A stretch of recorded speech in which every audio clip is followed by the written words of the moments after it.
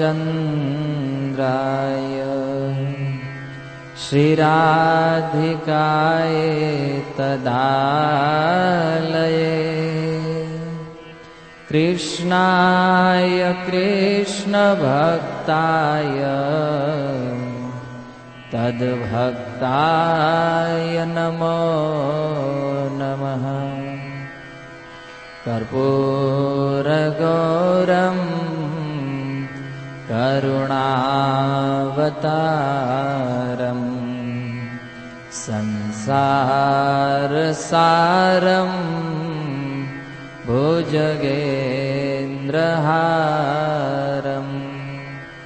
सदा वसन्तं हृदयारविन्दे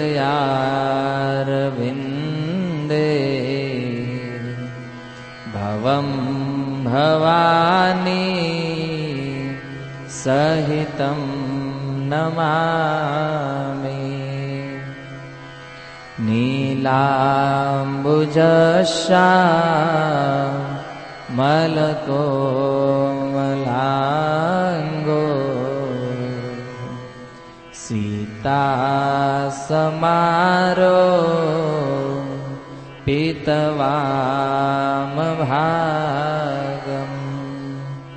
पाणो महासायकचारुचापम्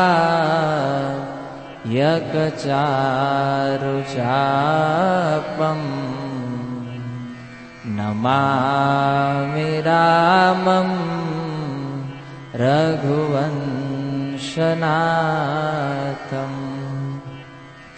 यस्या कदापि वसना चलखेलनोत्थ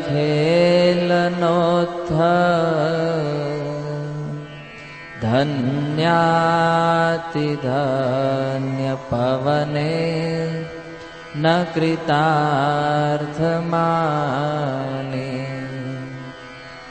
योगेन्द्रदुर्गमगतिर्मधुसूदनोऽपि तस्या नमोऽस्तु वृषभानुभुवो दिशेऽपि करारविन्दे न पदारविन्दम्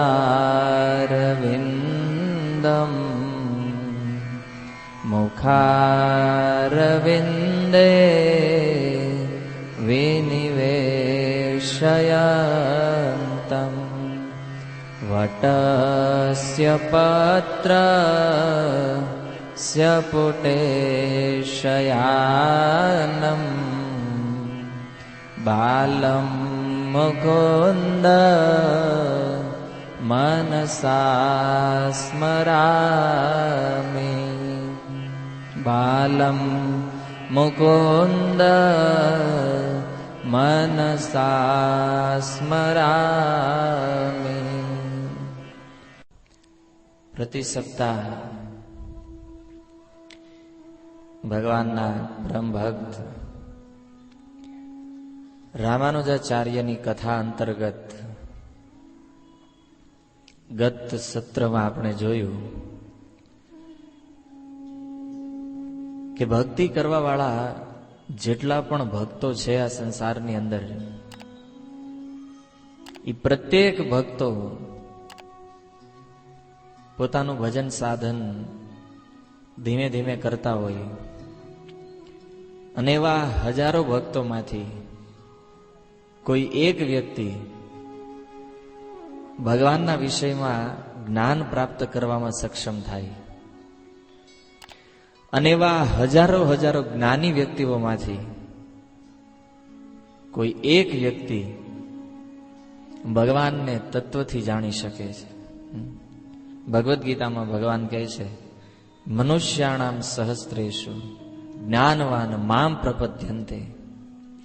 હજારો હજારો મનુષ્યોમાંથી કોઈ એકાદ વ્યક્તિ જ્ઞાન પ્રાપ્ત કરવામાં સમર્થ બને અને એવા જ્ઞાન પ્રાપ્ત કરેલા હજારો વ્યક્તિઓમાંથી કોઈ એક વ્યક્તિ ભગવાનને જાણવામાં સક્ષમ બને.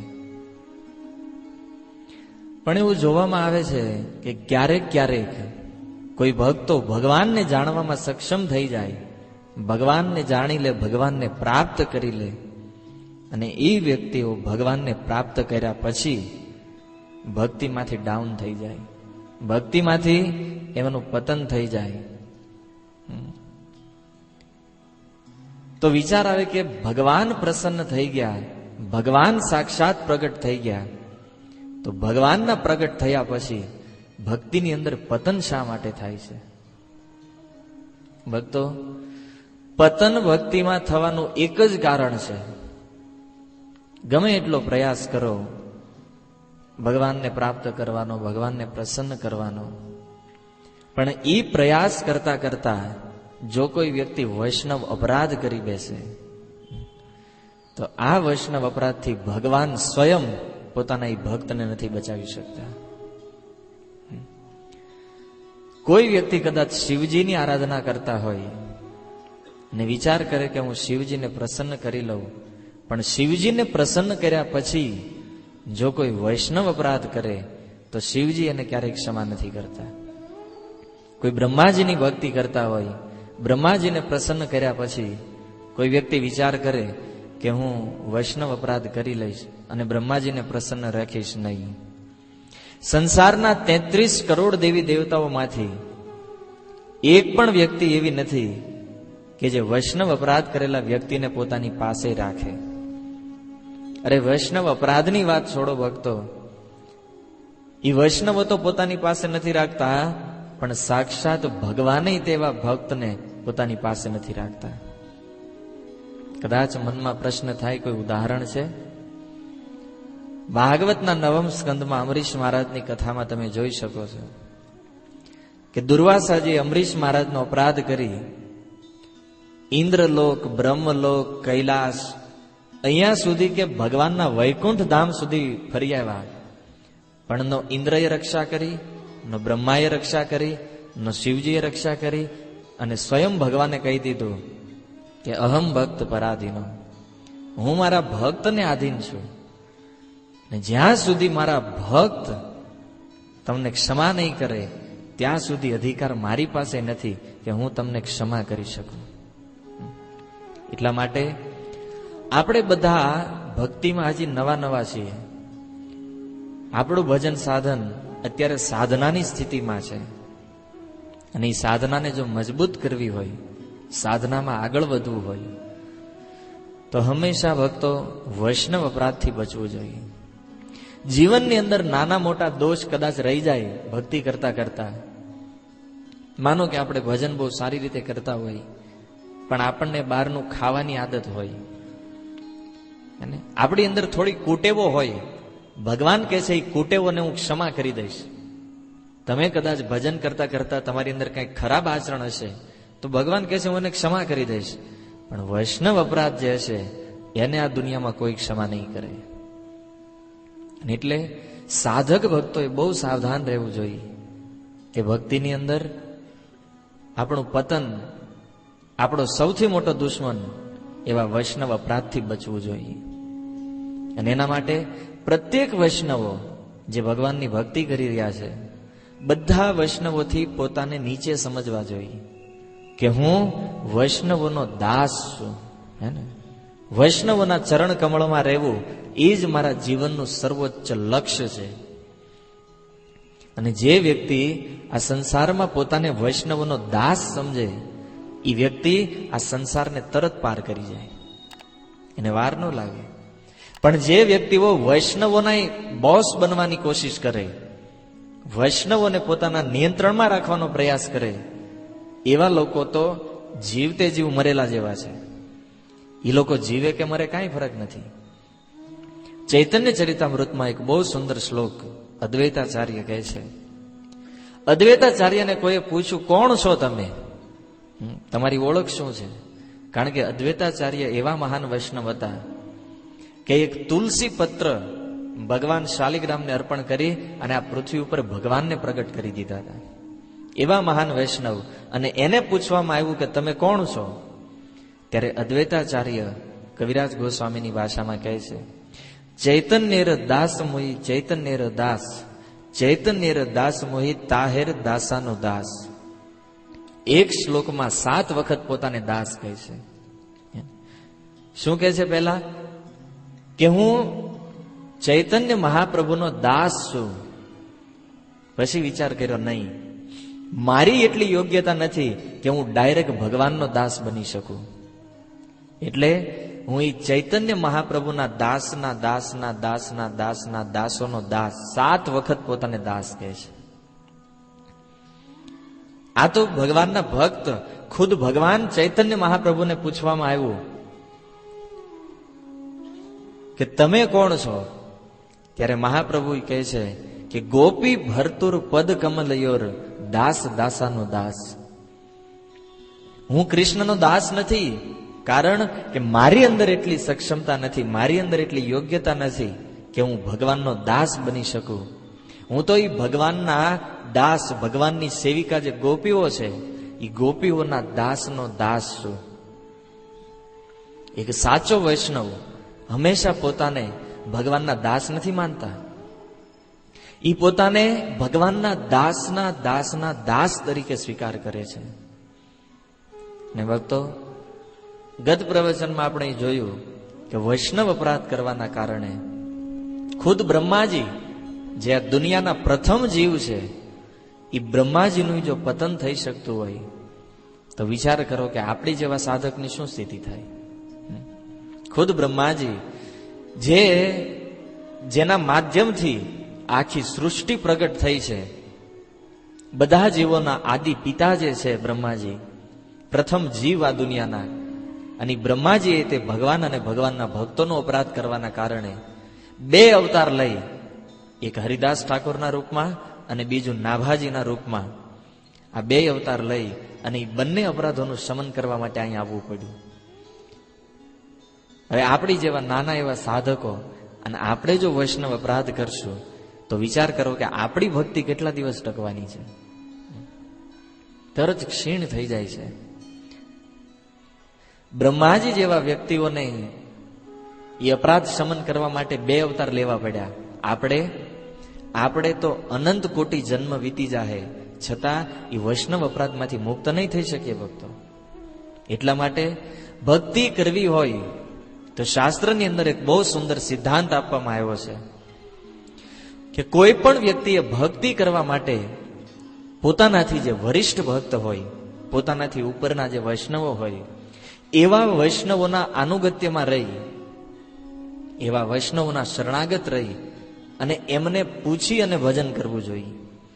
ભક્તિમાં કાંઈ પણ કાર્ય કરતા પહેલા એવા પરમ જે વૈષ્ણવો છે, ઉત્તમ જે વૈષ્ણવો છે, જે લોકો શાસ્ત્રને પૂરી રીતે જાણે છે, એવા વૈષ્ણવોની સલાહ લેવી જોઈએ, એવા વૈષ્ણવોનું સૂચન લેવું જોઈએ.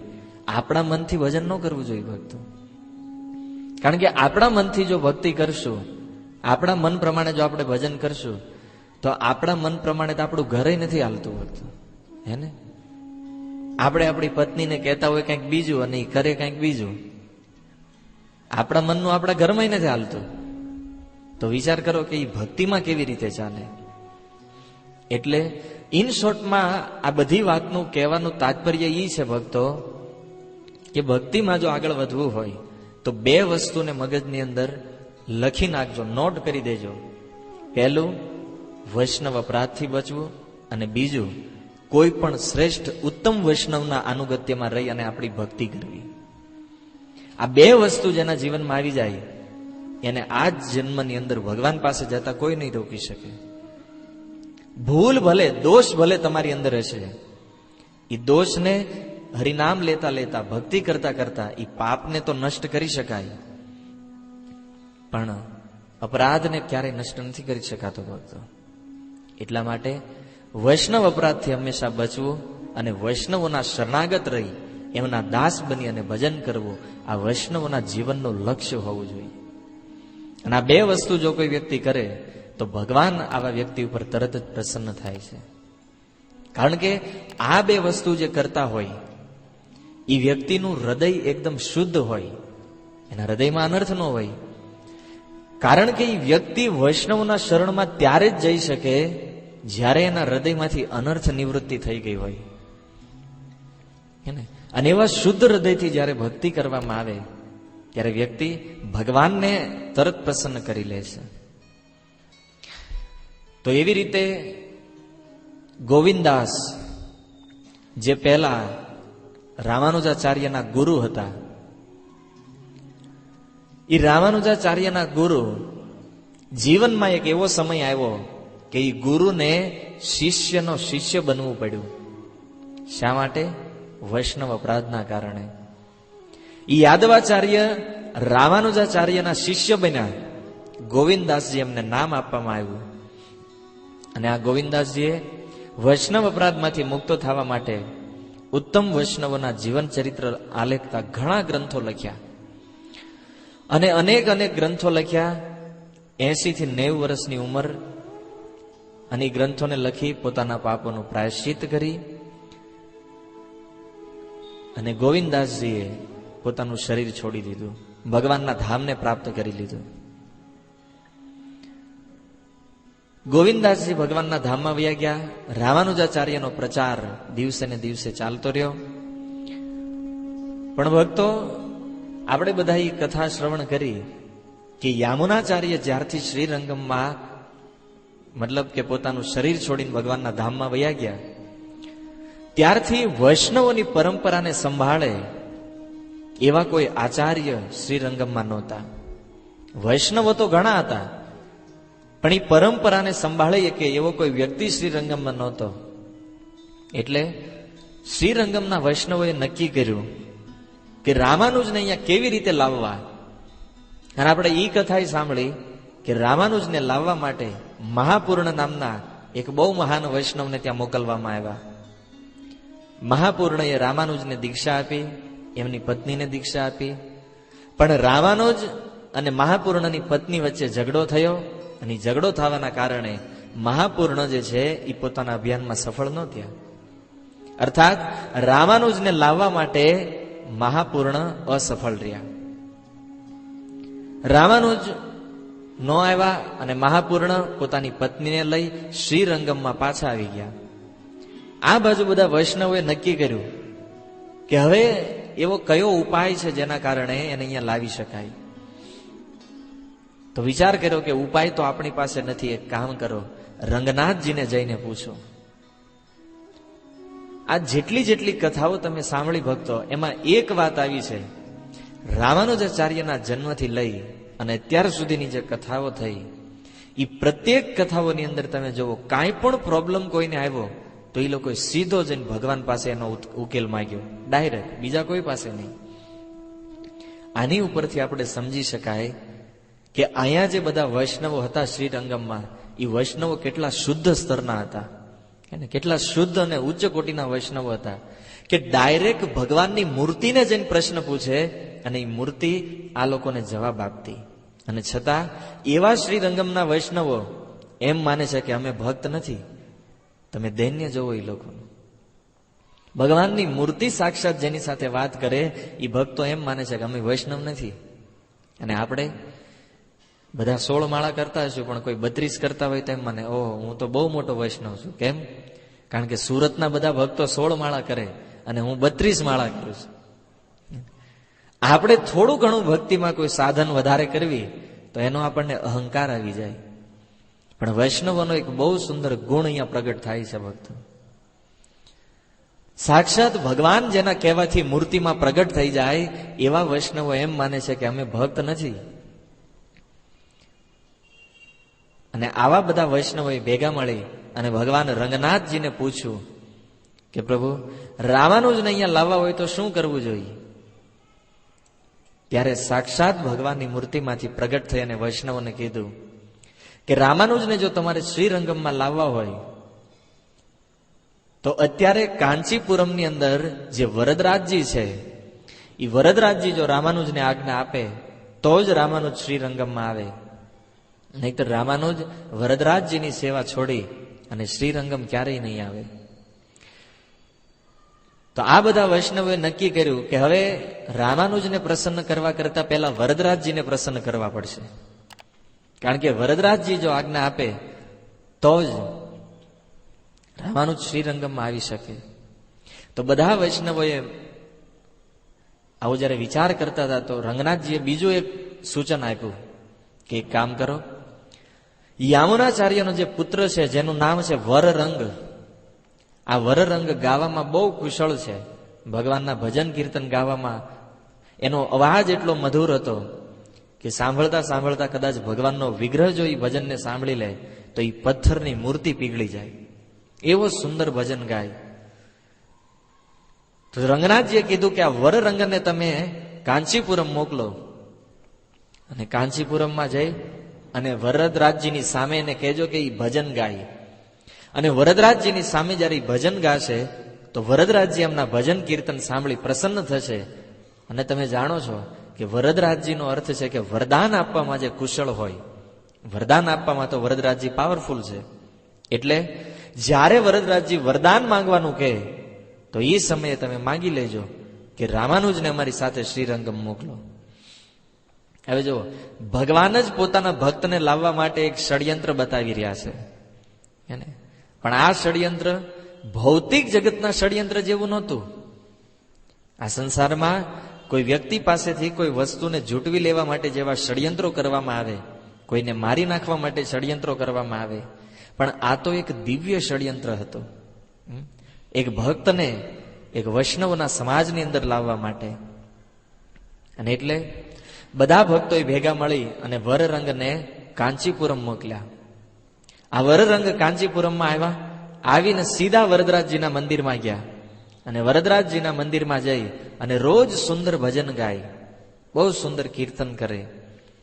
અને એમનું કીર્તન સાંભળી અને એક દિવસ વરદરાજજી પ્રસન્ન થયા અને વરદરાજજીએ કીધું એક કામ કરો, તમારે જે વરદાન જોતું એ માંગી લો, તમારા ભજનથી તમારા કીર્તનથી હું અતિ પ્રસન્ન થયો છું.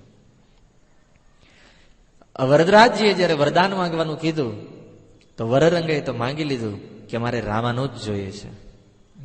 ભગવાન કે તથાસ્તુ, લઈ જાઓ. અને વરરંગ સીધા રામાનુજાચાર્યની પાસે ગયા અને રામાનુજને કીધું, રામાનુજ તમારે મારી સાથે શ્રીરંગમ આવવાનું છે અને આ વરદરાજજીનો આદેશ છે. રામાનુજ મનમાં બહુ ખુશ થયા કે સારું, શ્રીરંગમની અંદર મારે જે વૈષ્ણવનો સાધુ સંગ લેવો હતો, ભગવાનના ભક્તોના સંગમાં મારે રહેવું હતું, તો ભગવાને જેવી વ્યવસ્થા કરી દીધી કે મને સાધુ સંગ પ્રાપ્ત થઈ ગયો. ભગવાનના ભક્તોની તો મારે ક્યારની ચાહના હતી, પણ સાથે સાથે મનમાં એક દુઃખ થયું કે હવેથી હું વરદરાજજીની સેવા નહીં કરી શકું. કારણ કે કાંચીપુરમને છોડીને શ્રીરંગમ જાય તો વરદરાજજીની સેવા કોણ કરે? તો વિચાર થયો મનમાં કે હું સેવા નહીં કરી શકું, અને બીજું કે મારા જે શિક્ષા ગુરુ છે કાંચીપુરમ, એનો સંગ મને નહીં મળે. આ બે વાતનો જયારે રામાનુજે મનમાં વિચાર કર્યો તો બહુ દુઃખ થયું. એક તો ભગવાનનો સંગ નહીં મળે અને બીજું મારા શિક્ષા ગુરુનો સંગ નહીં મળે, જેનાથી હું ભક્તિ શીખ્યો છું, જેનાથી મને ભજન પ્રાપ્ત થયું છે.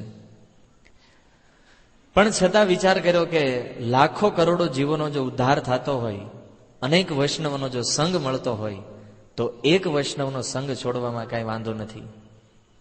અને આવી રીતે સુખ અને દુઃખ બે ભાવ મનમાં હતા, અને છતાં રામાનુજ તૈયાર થયા શ્રીરંગમ જવા માટે. રામાનુજ શ્રીરંગમની અંદર આવ્યા અને બધા વૈષ્ણવોએ મળીને એક મીટિંગ કરી કે ઘણીવાર રામાનુજ પહેલા શ્રીરંગમ આવ્યા, પાછા વયા ગયા. હવે રામાનુજ અહીંયા આવ્યા છે તો એને જલ્દીથી આચાર્ય બનાવી દો, એટલે ફરીની શ્રીરંગમને છોડીને ક્યારેય જાય નહીં. તો થોડા સમયમાં રામાનુજાચાર્યને વૈષ્ણવોના પ્રમુખ આચાર્ય બનાવવામાં આવ્યા અને ત્યારથી એમનું નામ આપવામાં આવ્યું રામાનુજાચાર્ય. રામાનુજ એમનું નામ હતું અને પાછળ આચાર્ય લગાવવામાં આવ્યું, એટલે રામાનુજનું નામ થયું રામાનુજાચાર્ય. બધા વૈષ્ણવોના પ્રમુખ આચાર્ય. અને ત્યાર પછી રામાનુજાચાર્યએ પોતાના પ્રચારની સૌથી પ્રથમ શરૂઆત અહીંયાથી કરી, શ્રીરંગમથી. રોજ શ્રીરંગમની અંદર ભગવાનની કથાઓ, ભગવાનની લીલા, ગુણ અને હરિનામ કીર્તન. દિવસે ને દિવસે વૈષ્ણવોને ખબર પડવા માંડી કે રામાનુજ હવે આચાર્ય બની ગયા છે. દૂર દૂરના દેશમાંથી બધા લોકો શ્રીરંગમમાં આવવા માંડ્યા. શ્રીરંગમમાં આવી અને રામાનુજાચાર્યના દર્શન કરતા. રામાનુજાચાર્યને ઘણા લોકો વિનંતી કરતા કે અમને તમારા શિષ્યના રૂપમાં સ્વીકાર કરો. રામાનુજાચાર્ય એ બધા લોકોને દીક્ષા આપતા. ધીમે ધીમે પ્રચાર બહુ મોટો વધવા માંડ્યો. ત્યારે સુંદર ઈ કૃષ્ણ કથાઓ અને પ્રચારને જોઈ અને રંગનાથજીના જે શ્રીરંગમના જે આરાધ્ય દેવ છે રંગનાથજી, એ રંગનાથજી પ્રસન્ન થઈ ગયા. અને પ્રસન્ન થઈ અને રામાનુજને કીધું, રામાનુજ તમે મારી પાસે કંઈક વરદાન માગો. રામાનુજ કે મારે કોઈ વરદાનની જરૂર નથી. તમારી કૃપાથી મારું જે ભજન સાધન પ્રચાર ચાલી રહ્યો છે હું ખુશ છું, એમાં મારે કોઈ જાતનું વરદાન નથી જોતું. પણ નહીં, છતાં ભગવાને કીધું કે નહીં, મારી ઈચ્છા છે કે તમે કંઈક વરદાન માગો.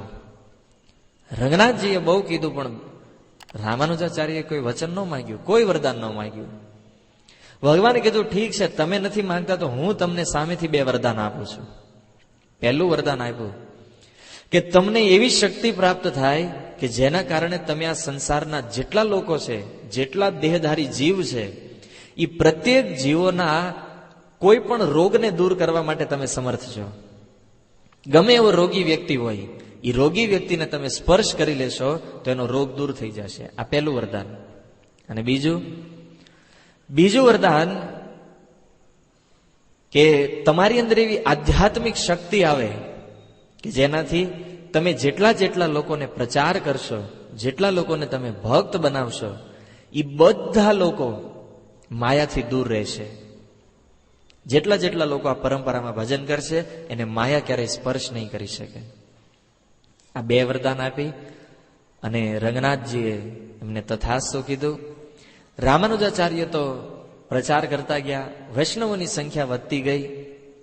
એક દિવસ રામાનુજાચાર્યના મનમાં વિચાર આવ્યો કે હું નાનો હતો, યાદવ પ્રકાશના આશ્રમમાં જ્યારે હું ભણતો હતો અને મને મારી નાખવા માટે એક બહુ મોટું ષડયંત્ર રચવામાં આવ્યું હતું. અને એ ષડયંત્રમાં મારું જીવન બચાવવા વાળો મારો ભાઈ ગોવિંદ હતો. હું તો એ ષડયંત્રમાંથી બચીને ઘરે વહી આવ્યો, વૈષ્ણવ થઈ ગયો. પણ આ ગોવિંદ જે છે એ ગોવિંદ ભગવાન શિવની ઉપાસના કરવા માટે કાલહસ્તીમાં રોકાઈ ગયો હતો. યાદ છે એ કથા? ગોવિંદ રોકાઈ ગયા હતા કાલહસ્તીમાં અને બહુ મોટા શિવ ભક્ત થઈ ગયા હતા. તો રામાનુજાચાર્યએ વિચાર કર્યો કે આ ગોવિંદ જે શિવજીની ભક્તિ કરે છે એ ગોવિંદને વૈષ્ણવ બનાવવા જોઈએ. બહુ વિચાર કર્યો મનની અંદર કે ગોવિંદે મારું જીવન બચાવ્યું છે, પણ હું તો યાદવ પ્રકાશ પાસેથી નીકળી ગયો, પણ ગોવિંદ યાદવ પ્રકાશ પાસે રોકાઈ ગયો. કારણ કે જો ગોવિંદ યાદવ પ્રકાશથી છૂટા પડી જાય તો યાદવ પ્રકાશને ખબર પડી જાય કે ગોવિંદે રામાનુજનું જીવન બચાવ્યું છે. તો એ યાદવ પ્રકાશને શંકા ન થાય એટલા માટે ગોવિંદ એમની સાથે રોકાઈ ગયા હતા. અને ઉત્તર ભારતમાંથી જ્યારે યાદવ પ્રકાશ પોતાના શિષ્યો સાથે પાછા આવતા હતા એ સમયે આ ગોવિંદ જે છે એ કાલહસ્તીમાં રોકાઈ ગયા. અને એમની માતા દીપ્તિમતીને જ્યારે ખબર પડી કે મારો પુત્ર શિવજીની ભક્તિ કરવા માટે કાલહસ્તીમાં રોકાઈ ગયા છે તો એના મનમાં પ્રસન્નતા થઈ કે ચાલો આપણો પુત્ર ભક્ત થયો છે. કમસે કમ આજની માતાઓએ શિક્ષા લેવી જોઈએ કે આપણો પુત્ર જો વૈષ્ણવ બનતો હોય, કોઈ ભક્તના સંગમાં રહેતા હોય તો પ્રસન્ન થવું જોઈએ, હે ને? દુઃખી ન થવું જોઈએ કે આપણો છોકરો મંદિરમાં વયો ગયો, ભગવાનનો ભક્ત થઈ ગયો, હવે આપણે શું કરીશું. નહીં, એ ભક્ત થયો છે તો એ અનેક કુળને તારી દેશે. પોતાના કુળને તો તારણ કરશે, પણ પોતાની સાથે સાથે હજારો લાખો પરિવારનું તારણ કરી દેશે. એને તો દીપ્તિમતીના મનમાં કોઈ દુઃખ ન થયું કે મારો પુત્ર જે છે એ ભગવાનનો ભક્ત થઈ ગયો છે. બહુ મનની અંદર પ્રસન્ન થયા અને એ રીતે કાલહસ્તી વયા ગયા ગોવિંદની સાથે ભજન કરવા માટે. તો રામાનુજાચાર્યએ બહુ વિચાર કર્યો કે આને કેવી રીતે વૈષ્ણવ બનાવવો. ત્યારે ગોવિંદને પોતાના મામાની યાદ આવી. રામાનુજાચાર્યને જાણો છો એના મામા કોણ હતા? યાદ છે નામ? નહીં હોય. કેટલા બધા નામ કથાઓમાં આવે છે. ભક્તો વિચાર કરતા આટલા બધા નામ છે, આમાં કોને યાદ રાખવા આપણે? સૌથી પહેલા યામુનાચાર્યના શિષ્ય શૈલપૂર્ણ, જેણે આ રામાનુજ અને ગોવિંદનું નામકરણ કર્યું હતું. દીપ્તિમતી અને કાંતિમતીના ભાઈ, કે જે રામાનુજ અને ગોવિંદના જન્મ પહેલા સંન્યાસ લઈ લીધો હતો જેણે. તો એ શૈલપૂર્ણનો મનમાં વિચાર આવ્યો, કારણ કે યામુનાચાર્યના ગયા પછી આ શૈલપૂર્ણ બહુ મોટા આચાર્ય થયા. તો રામાનુજાચાર્યએ શૈલપૂર્ણને એક પત્ર લખ્યો, અને પત્રમાં લખ્યું કે તમે તો બહુ મહાન ભક્ત છો, વૈષ્ણવના એક આચાર્ય છો, પણ મારી તમને વિનંતી છે કે મારો જે ભાઈ છે ગોવિંદ, તમારો ભાણેજ, એ કાલહસ્તીમાં રહી અને શિવજીની ઉપાસના કરે છે, અને હું વૈષ્ણવ બની અહીંયા પ્રચાર કરી રહ્યો છું. મારી ઈચ્છા એવી છે કે આ ગોવિંદ જે છે એ વૈષ્ણવ બને. તમે એને આ વિષ્ણુ ભક્તિના જે સિદ્ધાંતો છે એ સિદ્ધાંત બતાવી અને કોઈ પણ ગમે એ રીતે કરી અને એને વૈષ્ણવ બનાવો. આ પત્ર જ્યારે શૈલપૂર્ણને મળ્યો તો શૈલપૂર્ણને મનમાં ઈચ્છા થઈ કે નહીં, વાત તો સત્ય છે, ગોવિંદ માયાવાદી થઈ ગયા હોય એવું લાગે છે. એના મનમાં જરાક શંકા થઈ કે ગોવિંદની અંદર કંઈક માયાવાદી દર્શન હોય એવું લાગે છે. પણ છતાં એણે વિચાર કર્યો કે કાંઈ નહીં, હું પ્રયાસ કરીશ કે ગોવિંદ વૈષ્ણવ બને. તો આ જે શૈલપૂર્ણ હતા એ શ્રી શૈલ નામનું એક સ્થાન છે દક્ષિણ ભારતમાં, બહુ પવિત્ર સ્થાન છે. આ શ્રી શૈલની અંદર નિવાસ કરતા હતા. તમને કદાચ ખ્યાલ હશે, જે ભક્તો ચૈતન્ય ચરિતામૃતનું શ્રવણ કરે છે એને ખબર હશે કે ચૈતન્ય મહાપ્રભુ જ્યારે દક્ષિણ ભારતની યાત્રામાં નીકળ્યા તો ચૈતન્ય મહાપ્રભુ આ શ્રી શૈલ નામના સ્થાનમાં આવ્યા હતા. ઘણા બધા સ્થાનમાં ફર્યા હતા, એમાંથી એક સ્થાન હતું શૈલ. અને આ શ્રી શૈલમાં શિવજીના બહુ મોટા મોટા મંદિરો છે. તો આ શ્રી શૈલની અંદર ચૈતન્ય મહાપ્રભુ જ્યારે આવ્યા તો ભગવાન શિવ અને માતા સતીના મનમાં ઈચ્છા થઈ કે અમારા આરાધ્ય દેવ ભગવાન શ્રી કૃષ્ણ, એના દર્શન અમે રાજાના રૂપમાં, ગોપ બાળકના રૂપમાં, અનેક સ્વરૂપમાં એના દર્શન કર્યા, પણ ભગવાનનું સંન્યાસ સ્વરૂપ અમે ક્યારેય નથી જોયું. એટલે ચૈતન્ય મહાપ્રભુ જ્યારે સંન્યાસીના વેશમાં હતા તો શિવજીના મનમાં વિચાર થયો કે મારે કાંઈ પણ કરી આમના દર્શન કરવા છે. હવે ડાયરેક્ટ શિવજીના રૂપમાં તો જઈ ન કે, કારણ કે ત્યાં તો ઘણા બધા લોકો હોય, ઘણા બધા ભક્તો હોય, બધા ઓળખી જાય કે આ શિવજી છે. તો શિવજી અને સતી એક બ્રાહ્મણ અને બ્રાહ્મણીનું રૂપ લઈ અને ચૈતન્ય મહાપ્રભુની સામે પ્રગટ થયા. મહાપ્રભુ તો ઓળખી ગયા કે આ કોઈ સામાન્ય વ્યક્તિ નથી, આ તો સાક્ષાત ભગવાન શિવ છે. તો માતા સતી અને શિવજી ઘણા દિવસો સુધી આ શ્રી શૈલની અંદર રોકાણા. ચૈતન્ય મહાપ્રભુ અને ભગવાન શિવ રોજ એકબીજા સાથે બેસતા અને કૃષ્ણ કથાઓ કરતા. અને કેવી કૃષ્ણ કથા? આપણે જેવી કથા કરવી એવી નહીં, એકદમ ઉચ્ચ સ્તરની કૃષ્ણ કથાઓ. સામાન્ય જીવ ક્યારે એ કથાઓને ન સમજી શકે એવી ઉચ્ચ સ્તરની કૃષ્ણ કથાઓનું આસ્વાદન કરતા રહ્યા. તો આ ઈ શ્રી શૈલ હતું જ્યાં ચૈતન્ય મહાપ્રભુ અને શિવજી સાક્ષાત એકબીજા સાથે મિલન થયું હતું એમનું. બહુ પવિત્ર જગ્યા છે. તો આ શ્રી શૈલમાં રહેતા હતા શૈલપૂર્ણ, અને કાલહસ્તી જે છે એ બિલકુલ આ શ્રી શૈલની નજીકમાં છે, બે સ્થાન બાજુ બાજુમાં છે. તો શૈલપૂર્ણ પોતાના અનેક શિષ્યોને સાથે લઈ અને કાલહસ્તીમાં આવ્યા. કાલહસ્તીની અંદર એક બહુ સુંદર ઘાટ ઉપર એમણે પોતાનો પડાવ નાખ્યો. એ ઘાટ ઉપર રહેવા માંડ્યા અને એ ઘાટ ઉપર રોજ કૃષ્ણ કથા કરે, રોજ પોતાના શિષ્યોને ભગવાનની કથા સંભળાવે. એક દિવસ એ ઘાટની બાજુમાં જે બગીચો હતો એ બગીચાની અંદર આ ગોવિંદ ફૂલ લેવા માટે આવ્યા, ભગવાન શિવની ઉપાસના માટે. જ્યારે પુષ્પ ચયન કરવા માટે આવ્યા તો એણે જોયું કે એક સંન્યાસી પોતાના ઘણા શિષ્યોને ભગવાનની કથા કહી રહ્યા છે. તો એને થયું કે લાવો હું જરા કથાનું શ્રવણ કરું. તો દૂર એક ખૂણામાં બેસી ગયા, હે ને, એક ખૂણામાં બેસી અને ભગવાનની કથા સાંભળવા માંડ્યા. હવે ખૂણામાં બેસીને કથા સાંભળી, પણ કથા ચાલુ હતી તો એના મનમાં એક વિચાર આવ્યો કે મારે શિવજીની પૂજા કરવાની છે, આ ફૂલ ચડાવવાનો સમય થઈ ગયો છે. તો પ્રવચનમાંથી ઊભા થઈને જેવા નીકળતા હતા તો શૈલપૂર્ણએ બૂમ પાડી કે યુવક, કેમ તમે પ્રવચનમાંથી જઈ રહ્યા છો? અને આવી સુંદર કૃષ્ણ કથાઓ ચાલે છે અને આવી કથાઓને છોડી અને તમે ભગવાનની ઉપાસના કરવા માટે જઈ રહ્યા છો? ત્યારે બહુ નમ્રતાથી, એકદમ શાંતિથી ગોવિંદે જવાબ આપ્યો કે આ ફૂલ જે હું લઈને જઈ રહ્યો છું, આ ફૂલથી મારે શિવજીની ઉપાસના કરવાની છે, ભગવાનની ઉપાસના કરવાનો સમય થઈ ચૂક્યો છે, અને એટલે હું આ કૃષ્ણ કથાને છોડી અને ભગવાન શિવની ઉપાસના કરવા માટે જઈ રહ્યો છું. આ જવાબ જયારે સાંભળ્યો તો શૈલપૂર્ણાઈને પોતાની પાસે બોલાવ્યા કે ગોવિંદ, તમે અહીંયા આવો, મારે તમારું કામ છે. થોડી વાર બેસાડ્યા ગોવિંદને અને કીધું કે તમારો પરિચય શું છે? કારણ કે શૈલપૂર્ણ તો ઓળખતા હતા કે આ મારો ભાણે છે, પણ ગોવિંદ તો બાળપણથી જ, કારણ કે જ્યારથી ગોવિંદનો જન્મ થયો ત્યારથી શૈલપૂર્ણ તો સંન્યાસી થઈ ચૂક્યા હતા, અને પછીથી ગોવિંદ કાલહસ્તીમાં રોકાઈ ગયા. તો આ મામા ભાણેજ વચ્ચે ક્યારેય મુલાકાત નહોતી થઈ, એકબીજાને મળ્યા નહોતા ક્યારેય.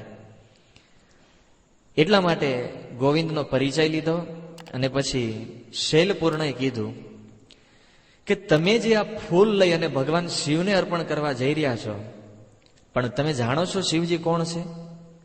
શિવજીની અંદર કોઈ ભૌતિક ઈચ્છા નથી. આપણે બધાએ શિવજીનો ફોટો જોયો હશે. શિવજી શરીર ઉપર રાખ લગાડે છે. તમને ખબર છે શિવજી રાખ શેની લગાડે છે? જાણો છો ભક્તો? શૈલપૂર્ણ અહીંયા કહી રહ્યા છે કે શિવજીના મનમાં કોઈ ભૌતિક ઈચ્છા નથી, અને તમે જે ફૂલ લઈને જઈ રહ્યા છો આ ફૂલ તો ભૌતિક છે. શિવજી બધી ભૌતિક ઈચ્છાઓથી પરે છે, અને એને શું કર્યું છે કે શિવજીએ એ બધી ભૌતિક ઈચ્છાઓને બાળીને ભસ્મ કરી નાખી છે, અને બાળીને એની રાખ કરી નાખી બધી ઈચ્છાઓની. કારણ કે જ્યારે જ્યારે મનની અંદર ભૌતિક ઈચ્છાઓ થાય ત્યારે વ્યક્તિ ભજન ન કરી શકે. એક પણ ભૌતિક ઈચ્છા જો મનની અંદર હોય એ વ્યક્તિ ક્યારેય ભગવાનની શુદ્ધ ભક્તિ ન કરી શકે. અને એટલે શિવજીને ભગવાનની શુદ્ધ ભક્તિ કરવી છે, એટલા માટે શિવજીએ બધી ભૌતિક ઈચ્છાઓને બાળી રાખ કરી અને એ રાખને પોતાના શરીર ઉપર લગાવી દીધી છે. અને એટલા માટે એ રાખને પોતાના શરીર ઉપર લગાવવાથી શિવજીનું એક નામ થયું છે વિભૂતિ ભૂષણ. વિભૂતિ માને ભસ્મ, અને ભૂષણ એટલે અલંકારના રૂપમાં જે ભસ્મને શિવજીએ ધારણ કરી છે. બહુ સુંદર સિદ્ધાંત શૈલપૂર્ણ અહીંયા બતાવી રહ્યા છે કે સાધક ભક્તોએ બને ત્યાં સુધી પોતાના મનમાંથી ભૌતિક ઈચ્છાઓને દૂર કરવી જોઈએ. કાલે લાલ ગોવિંદ પ્રભુએ આપણને બતાવ્યું કે સાધક, પહેલાના સાધકોમાં અને અત્યારના સાધકોમાં શું તફાવત છે. જ્યારે જ્યારે વ્યક્તિના મનમાં ભૌતિક ઈચ્છાઓ થાય ત્યારે એ ભગવાનની કૃપા અને ભક્તોની કૃપાથી દૂર થતો જાય છે. એટલા માટે ભક્તિ કરવાવાળા વ્યક્તિએ ધ્યાન રાખવું જોઈએ કે પોતાના મનની અંદર બને ત્યાં સુધી નાનામાં નાની ભૌતિક ઈચ્છા ન રહે. જો થોડી ભૌતિક ઈચ્છા રહી ગઈ તો ભગવાન આને સ્વીકાર નથી કરતા.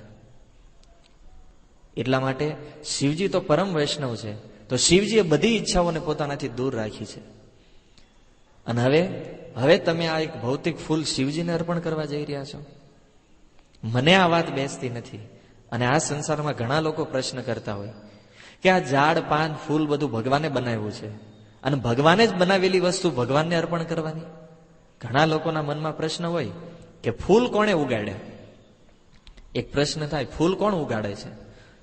તો ફૂલ તો ભગવાન ઉગાડે છે. તો ભગવાનની જ બનાવેલી વસ્તુ ભગવાનને અર્પણ કરવાથી શું ભગવાન પ્રસન્ન થાય? હવે આ વાત જ્યારે શૈલપૂર્ણએ કરી તો ગોવિંદે બહુ સુંદર જવાબ આપ્યો કે પ્રભુ, તમારી વાત બિલકુલ સત્ય છે કે ભગવાન શિવજીની અંદર કોઈ ભૌતિક ઈચ્છા નથી, કોઈ જાતની કામનાઓ નથી. પણ આ ભૌતિક વસ્તુ જો હું શિવજીને આપીશ તો એ શિવજી પ્રસન્ન થશે. કારણ કે ભગવાનને કોઈ પણ વસ્તુ જો ભક્તિ ભાવથી આપવામાં આવે તો ભગવાનની વસ્તુનો સ્વીકાર કરે છે. બહુ સુંદર જવાબ આપ્યો ગોવિંદે. ભગવાન સ્વીકાર કરે છે. ભાવથી કોઈ વસ્તુ ભગવાનને અર્પણ કરો તમે. ભગવાને ભગવદ્ ગીતામાં કીધું છે, પત્રમ પુષ્પમ ફલમ તોયમ યોમે ભક્ત્યામ પ્રયચ્છતિ.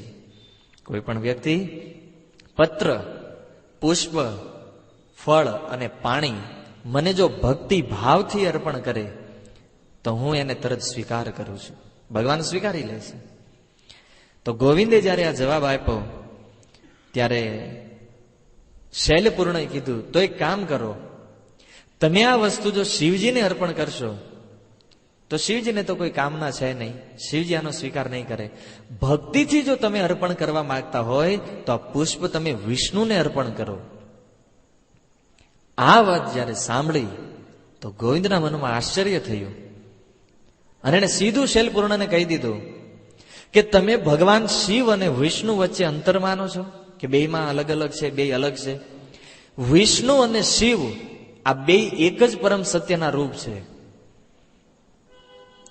તમે કેમ એને અલગ માનો છો? તમારા મનમાં શિવ અને વિષ્ણુ પ્રત્યે કેમ ભેદભાવ છે? ત્યારે શૈલપૂર્ણએ મનમાં વિચાર કર્યો કે હા, માયાવાદી દર્શન આનામાં ઘૂસી ગયું છે. એને આ માયાવાદની વાત બોલી રહ્યો છે.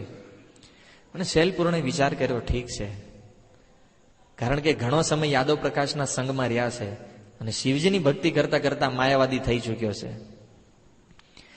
પણ એક વાત યાદ રાખવી જોઈએ ભક્તો, કે શિવ તત્વ જે છે એ શિવજી ભગવાનના એક બહુ મોટા ભક્ત, ભાગવતની અંદર લખ્યું છે વૈષ્ણવા નામ યથાશંભુ. શિવજી જે છે એ પ્રથમ કક્ષાના વૈષ્ણવ છે, ભગવાનમાંથી પ્રગટ થયા છે. અને શિવજીનું જે તત્વ છે એ જીવ તત્વથી ઉપર મહત તત્વ છે. તમે જાણો છો કે ભગવાનમાંથી જે તત્વ પ્રગટ થાય, આપણે બધા જીવ તત્વ છીએ. શિવજી જે છે એ જીવ તત્વ નથી, પણ એ ભગવત તત્વ નથી. ભગવત તત્વ અને જીવ તત્વની વચ્ચેનું જે તત્વ છે, જેને મહત તત્વ કહેવામાં આવે, એ શિવજી છે. એટલે શિવજીને ભગવાન માનવાની ભૂલ ક્યારેય ન કરવી જોઈએ. એક દ્રષ્ટિએ તમે જોવો તો શિવજી જે છે એ જન્મ મૃત્યુથી પરે છે, પણ છતાં શિવજી ભગવાન નથી. એ ભગવાનથી નીચે અને જીવથી ઉપરનું તત્વ છે. આ વાત અનેક શાસ્ત્રો, ભાગવતમાં એ પ્રમાણિત છે. અને તમે વેદવ્યાસ મહારાજ દ્વારા લખેલું કોઈ પણ શાસ્ત્ર જોવો, એમાં શિવજીને એક મહાન વૈષ્ણવની ઉપાધિ આપવામાં આવી છે. અને શિવજીને માનવા વાળા ભક્તો એમ જ માને છે કે શિવજી જ પરમ સત્ય છે.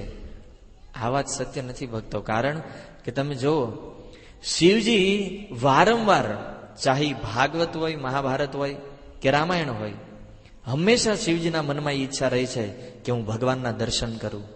અને શિવજી વારંવાર ભગવાનના દર્શન કરવા માટે આવે છે, વારંવાર ભગવાનને પ્રાર્થના કરે છે કે હું તમારો દાસ છું. પણ મૂર્ખ લોકો, માયાવાદીઓ શિવને પરમ તત્વ માને છે. શિવ અને વિષ્ણુમાં અંતર છે ભક્તો, સમાન નથી. બે ભેદ છે બેયની વચ્ચે. વિષ્ણુ જે છે એ કૃષ્ણમાંથી પ્રગટ થયેલું એક તત્વ છે. મેં તમને પ્રથમ પ્રવચનમાં કીધું હતું કે કેવી રીતે ભગવાન કૃષ્ણમાંથી વિષ્ણુ પ્રગટ થાય છે. અને એ વિષ્ણુના 12મા અંશથી ભગવાન શિવ પ્રગટ થાય છે. આ વાતને તત્વથી જો સમજવામાં આવે તો આપણને ખબર પડે કે શિવજી અને વિષ્ણુની વચ્ચે શું અંતર છે. બે સમાન નથી. આપણને કોઈ લોકો કે તમે લોકો ભગવાનમાં ભેદ કરો છો, શિવજી અને કૃષ્ણ બે બધું એક જ છે, બધા ભગવાન. ભક્તો, બધા ભગવાન ક્યારેય એક ન હોઈ શકે.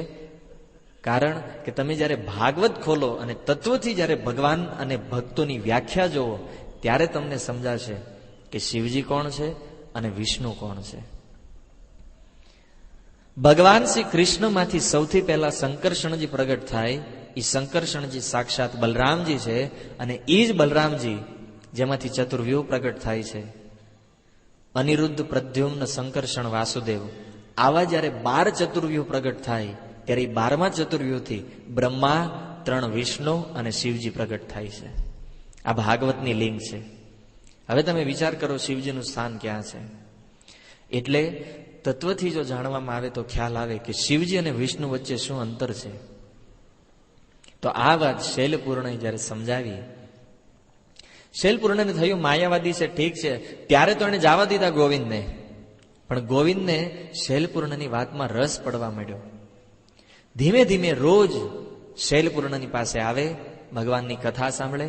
અને આવી રીતે એક શુદ્ધ ભક્તના મુખેથી કથા સાંભળવાના કારણે ધીમે ધીમે ગોવિંદનું હૃદય પરિવર્તન થયું. અને એક દિવસ એ શૈલપૂર્ણના ચરણમાં પડી ગયા, દંડવત પ્રણામ કરીને કીધું કે અત્યાર સુધી હું ખોટા મતમાં ફસાઈ ગયો હતો, પણ ભગવાન શિવની કૃપાના કારણે હવે મને સાચો રસ્તો પ્રાપ્ત થયો છે, તમે મને દીક્ષા આપો. અને તરત શૈલપૂર્ણ એમને દીક્ષા આપી, બહુ સુંદર વૈષ્ણવ સિદ્ધાંતોનું જ્ઞાન આપ્યું, વૈષ્ણવ શાસ્ત્ર સમજાવ્યું.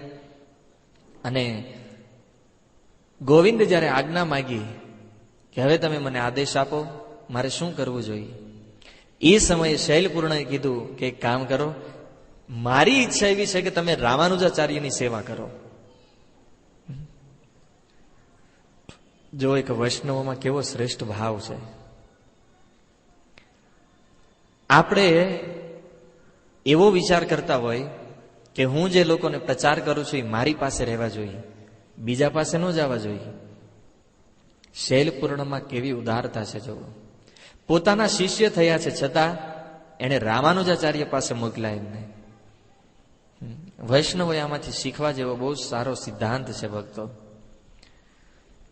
કે આપણે ભલે કોઈની સાથે રહેતા હોય, કોઈ આપણી પાસે રહેતા હોય, પણ આપણે જે જ્ઞાન આપણા શિષ્યોને ન આપી શકતા હોય તો એ જ્ઞાન પ્રાપ્ત કરાવવા માટે આપણે એને બીજા વૈષ્ણવ પાસે મોકલવા જોઈએ. એ સિદ્ધાંત શૈલપૂર્ણ અહીંયા સાબિત કરી રહ્યા છે. અને એટલે એને રામાનુજાચાર્ય પાસે મોકલ્યા. પોતાના ગુરુનો આદેશ મળતા આ ગોવિંદ રામાનુજાચાર્ય પાસે આવ્યા.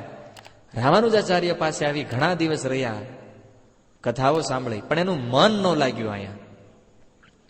કારણ કે એ પોતાના ગુરુને બહુ પ્રેમ કરતા હતા. અને ગુરુના પ્રેમને વશ થઈ અને રામાનુજાચાર્ય પાસે જઈને કીધું કે મારી ઈચ્છા છે કે હું મારા ગુરુ પાસે પાછો ફરું. રામાનુજાચાર્યએ કીધું ઠીક છે, તમે શૈલપૂર્ણ પાસે જઈ શકો છો. ગોવિંદ રામાનુજાચાર્યને છોડી શૈલપૂર્ણ પાસે આવ્યા અને રામાનુજાચાર્ય બહુ પ્રસન્ન થયા.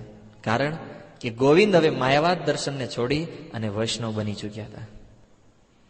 રામાનુજાચાર્યના મનમાં અતિ પ્રસન્નતા, અને એમણે રજા આપી, એમને કોઈ દુઃખ ન થયું. અને આવી રીતે ગોવિંદ, રામાનુજાચાર્ય અને શૈલપૂર્ણની કૃપાથી એક બહુ મહાન વૈષ્ણવ થયા. શ્રીરંગમમાં હવે ગોવિંદ જ્યારે વયા ગયા તો રામાનુજાચાર્યએ વિચાર કર્યો કે મારે શિક્ષા ગ્રહણ કરવી જોઈએ. તો એમણે પોતાના ગુરુ મહાપૂર્ણ પાસેથી પાછી શિક્ષા ગ્રહણ કરવાનું ચાલુ કર્યું. મહાપૂર્ણ અને રામાનુજાચાર્ય રોજ એકબીજા સાથે બેસે, રોજ કૃષ્ણ કથાઓ કરે, અને એ કથાઓમાં અમુક અમુક જે વૈષ્ણવ સિદ્ધાંતો આવતા હોય એ સિદ્ધાંતો ઉપર રામાનુજાચાર્ય વ્યાખ્યા કરે, ટીકા કરે. એવી સુંદર ટીકા લખે, એવી સુંદર ટીકા કરે કે મહાપૂર્ણ તો આમ આશ્ચર્યચકિત રહી જાય કે અદ્ભુત વાત છે કે આટલી સુંદરતાથી વૈષ્ણવ સિદ્ધાંતોને રજૂ કરવાની જે રીત છે રામાનુજની, એ રીતથી મહાપૂર્ણ બહુ પ્રભાવિત થઈ ગયા કે યામુનાચાર્ય પછી વૈષ્ણવ શાસ્ત્રને, વૈષ્ણવ સિદ્ધાંતોને સમજાવે એવા કોઈ વ્યક્તિ જો હોય તો એ રામાનુજ છે. બહુ પ્રસન્ન થયા, અને એવા પ્રસન્ન થયા કે પોતાના પુત્ર પુંડરીકાક્ષ, જેનું નામ હતું, એ પોતાના પુત્ર પુંડરીકાક્ષને કીધું કે તારે રામાનુજ પાસે દીક્ષા લેવાની છે. અને પોતાનો એ પુત્ર એને રામાનુજને સોંપી દીધો કે આને તમે દીક્ષા આપો અને તમારે જે સેવામાં લગાવવો હોય આને સેવામાં લગાવી દો. તો પોતાનો પુત્ર રામાનુજને આપી દીધો. અને એ પુત્ર જયારે રામાનુજાચાર્યના સંગમાં રહી અને રામાનુજાચાર્ય એને દીક્ષા આપી અને એને બહુ મહાન વૈષ્ણવ બનાવ્યા. ત્યાર પછી મહાપૂર્ણ એક બહુ સુંદર વાત કરી રામાનુજને કીધું કે રામાનુજ, તમે પ્રચારક થઈ ગયા છો, વૈષ્ણવ આચાર્ય થઈ ગયા છો, પણ તમારે કામ કરવાનું છે. શું કામ કરવાનું છે? તમારે, મને લાગે છે કે હવે તમારે વૈષ્ણવ મંત્ર ગ્રહણ કરવો જોઈએ. તો રામાનુજાચાર્યએ પૂછ્યું કે વૈષ્ણવ મંત્ર તો ગ્રહણ કરવાની મારી બહુ ઈચ્છા છે, પણ આ વૈષ્ણવ મંત્ર અત્યારે આ પૃથ્વી ઉપર કોની પાસે છે? કોણ આ વૈષ્ણવ મંત્રને જાણે છે? ત્યારે મહાપૂર્ણએ કીધું કે ગોષ્ઠીપૂર્ણ નામના યામુનાચાર્યના એક શિષ્ય છે, અને એવા મહાન વિદ્વાન છે, એવા મહાન ભક્ત છે કે એની જેવો મહાન ભક્ત આ પૃથ્વી ઉપર અત્યારે બીજા કોઈ નથી. અને ભગવાને ખુદ પ્રસન્ન થઈ અને ભગવાને પોતાના મુખેથી એ પોતાનો મંત્ર એ વૈષ્ણવ મંત્ર આ ગોષ્ઠીપૂર્ણને આપ્યો છે. બાકી આ વૈષ્ણવ સમાજમાં એ મંત્રને કોઈ નથી જાણતું. આ વાત જયારે રામાનુજને ખબર પડી કે માત્ર એક જ વ્યક્તિ પાસે વૈષ્ણવ મંત્ર છે, તો રામાનુજના મનમાં પ્રબળ ઈચ્છા થઈ કે આ મંત્ર મારે ગ્રહણ કરવો જોઈએ. તો એણે કીધું કે જાઓ ગોષ્ઠીપૂર્ણ પાસે. એ તિરુકુટીય નામના સ્થાનમાં રહેતા હતા. ગોષ્ઠીપૂર્ણ પાસે આવ્યા રામાનુજ. આવી અને બહુ નમ્રતાથી પ્રણામ કર્યા અને અતિ દીનવાણીમાં કીધું કે મારી ઈચ્છા છે કે હું વૈષ્ણવ મંત્ર ગ્રહણ કરવા ઈચ્છું છું. તો ગોષ્ઠીપૂર્ણે વિચાર કર્યો કે વૈષ્ણવ મંત્ર તો બહુ મહાન મંત્ર છે, અને કેવો મંત્ર છે કે એ વૈષ્ણવ મંત્રને જો કોઈ જપે, એ વૈષ્ણવ મંત્રની જો કોઈ જપ કરે તો એ મર્યા પછી સીધા વૈકુંઠમાં જાય. આ વૈષ્ણવ મંત્રનો શું પ્રભાવ છે? એ વૈષ્ણવ મંત્ર કોઈ જપે તો મૃત્યુ જેવું આ શરીર છોડે એટલે ડાયરેક્ટ ભગવાનનું ધામ પ્રાપ્ત થાય. અને બીજું કે આ વૈષ્ણવ મંત્ર એ જ વ્યક્તિ લઈ શકે જેના મનમાં એક પણ ભૌતિક ઈચ્છા ન હોય. જો બીજી વાર આ સિદ્ધાંત અહીંયા આવ્યો છે. એક પણ ભૌતિક ઈચ્છા જેના મનમાં ન હોય એ જ વ્યક્તિ વૈષ્ણવ મંત્ર લઈ શકે. હવે એવા વ્યક્તિ તો સંસારમાં ક્યાં ગોતવા જવા? અને એટલે આ ગોષ્ઠીપૂર્ણ મંત્ર કોઈને નહોતા આપતા. રામાનુજને કીધું કે ભાઈ જા તું ભજન કર, કારણ કે વૈષ્ણવ મંત્રને ગ્રહણ કરવો એ તારા બસની વાત નથી. કારણ કે ગોષ્ઠીપૂર્ણને ખબર નહોતી કે રામાનુજ કેટલા મહાન ભક્ત છે. તો રામાનુજાચાર્ય તો પાછા આવી ગયા શ્રીરંગમ. બહુ દુઃખ થયું મનની અંદર. અને જ્યારથી ગોષ્ઠીપૂર્ણને મળીને પાછા આવ્યા ત્યારથી રામાનુજ બહુ દુઃખી રહેવા માંડ્યા, કારણ કે વૈષ્ણવ મંત્ર નહોતો મળ્યો. તો આ વાત આખા ગામમાં ફેલાઈ ગઈ, આખા શ્રીરંગમમાં, કે રામાનુજાચાર્ય ગોષ્ઠીપૂર્ણ પાસે વૈષ્ણવ મંત્ર લેવા ગયા હતા, પણ ગોષ્ઠીપૂર્ણ એમને વૈષ્ણવ મંત્ર ન આપ્યો એટલે રામાનુજ બહુ દુઃખી રહે છે. એક પછી એક લોકોને જયારે આ વાત ખબર પડવા માંડી તો બધા લોકો ભેગા થઈ અને ગોષ્ઠીપૂર્ણ પાસે ગયા અને ગોષ્ઠીપૂર્ણને કીધું કે તમે મહાન આચાર્ય છો, મહાન ભક્ત છો, અને તમે રામાનુજને આ વૈષ્ણવ મંત્ર નથી આપ્યો એટલે રામાનુજ બહુ દુઃખી રહે છે, બહુ દુઃખી છે રામાનુજ. અને આ વાત જયારે ગોષ્ઠીપૂર્ણે સાંભળી કે રામાનુજ આટલું બધું દુઃખી શા માટે છે, આટલું બધું દુઃખ, કારણ કે વૈષ્ણવ મંત્ર માટે આટલી બધી લાલસા, ત્યારે એને વિચાર આવ્યો કે નહીં, રામાનુજ કોઈ સામાન્ય ભક્ત નથી, પણ છતાં ગમે એવા ભક્ત હોય વૈષ્ણવ મંત્ર તો ન આપી શકાય એને. આ ઘટના જયારે બની એ જ સમયે શ્રીરંગમમાં એક બહુ મોટો ઉત્સવ થવાનો હતો, રંગનાથજીનો. તો એ રંગનાથજીના ઉત્સવમાં આ ગોષ્ઠીપૂર્ણે વિચાર કર્યો કે મારે એ ઉત્સવમાં જવું જોઈએ. તો ગોષ્ઠીપૂર્ણ તિરુકુટીયથી શ્રીરંગમ આવ્યા અને શ્રીરંગમની અંદર આવી ઉત્સાહમાં જયારે ભાગ લેવા મળ્યા તો એ ઉત્સવની અંદર બધા લોકો, હજારો લોકો ઉભા હતા. એમાં ભગવાનના એક પૂજારી, તમે જો આ શ્રી સંપ્રદાયમાં એવી પદ્ધતિ છે કે જ્યારે ભગવાનને કોઈ આદેશ આપવો હોય, ભગવાનને કોઈ વાત કરવી હોય તો ભગવાન પોતાના પૂજારીઓના માધ્યમથી બોલતા. તો ભગવાન એક પૂજારીના માધ્યમથી બોલ્યા કે ગોષ્ઠીપૂર્ણ, મારો આદેશ છે કે તું આ વૈષ્ણવ મંત્ર જે છે એ રામાનુજને આપી દે. તો ગોષ્ઠીપૂર્ણે જોયું કે આ પૂજારી બોલી રહ્યા છે, ડાયરેક્ટ સમજી ગયા તરત કે પૂજારીના માધ્યમથી સાક્ષાત રંગનાથજી બોલી રહ્યા છે. રંગનાથજી મને આદેશ આપી રહ્યા છે કે આ મંત્ર હું રામાનુજને આપી દઉં. ની પૂજારી કીધું કે રામાનુજ બહુ શુદ્ધ ભક્ત છે એટલે આ મંત્ર તમે રામાનુજને આપી દો. તો ગોષ્ઠીપૂર્ણે ભગવાનની વાત સાંભળી લીધી, પણ ભગવાનનો આદેશ સાંભળી અને તિરુકુટીએ પાછા આવી ગયા. ભગવાનનો આદેશ થયો છતાં એ વૈષ્ણવ મંત્ર ગોષ્ઠીપૂર્ણે રામાનુજને ન આપ્યો, સીધી ના પાડી દીધી કે નહીં, ભૌતિક ઈચ્છા જેના મનમાં હોય એવા વ્યક્તિઓને આ મંત્ર ન આપી શકું. રામાનુજ વારંવાર તિરુકુટીએ જાતા અને પ્રાર્થના કરે કે મને વૈષ્ણવ મંત્ર આપો. એક વખત, બે વાર, 3 વાર, 18 વખત રામાનુજ ગયા ગોષ્ઠીપૂર્ણ પાસે, 18 વખત, અને છતાં એ મંત્ર ન આપ્યો. 19મી વખતે જ્યારે રામાનુજ આ મંત્ર લેવા માટે ગયા ત્યારે એ મંત્ર પ્રત્યેની લાલસા અને રામાનુજની શુદ્ધતા જોઈ રામાનુજની પ્રામાણિકતા જોઈ તો ગોષ્ઠીપૂર્ણનું મન પીગળી ગયું કે નહીં, રામાનુજ યોગ્ય વ્યક્તિ છે આ મંત્ર લેવા માટે. બહુ પરીક્ષા કરી. 18 વખત જયારે પરીક્ષા થઈ ત્યારે એ વૈષ્ણવ મંત્ર આ ગોષ્ઠીપૂર્ણએ રામાનુજને આપ્યો, જે મંત્રથી ડાયરેક્ટ ભગવાનનું ધામ પ્રાપ્ત થાય. અને મંત્ર લઈ અને રામાનુજ તો મંડ્યા જપવા. 1 વાર, 2 વાર અને 3 વાર જયારે એ મંત્ર બોલ્યો તો રામાનુજના શરીરમાં એક અદ્ભુત ચેતના, એક અદ્ભુત સ્ફૂર્તિ આવી ગઈ. એવો આનંદ હૃદયમાંથી પ્રગટ થયો કે રામાનુજ નાચવા માંડ્યા એ મંત્ર લેતા લેતા. અને રામાનુજ એ તિરુકુટીયથી નીકળી અને શ્રીરંગમ જતા હતા તો એ તિરુકુટીયમાં જોયું કે હજારો લોકો ભગવાન વિષ્ણુના મંદિરની બહાર આંટા મારતા હતા.